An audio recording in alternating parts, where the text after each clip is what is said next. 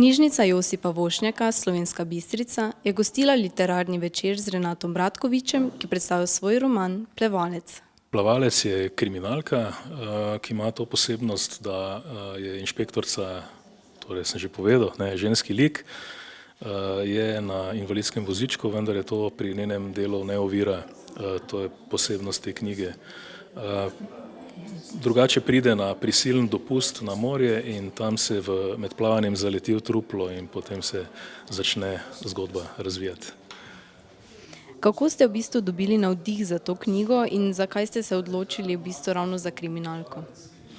V bistvu sem v žanrih kriminalke pa noirja že kar nekaj cajta, bi rekel, aktiven, zato tu načeloma ni bilo vprašanje, v katerem žanru se bom lotil pisanja.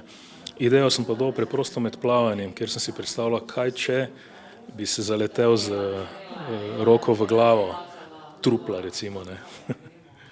Torej v bistvu kdaj ste začeli pisati to knjigo?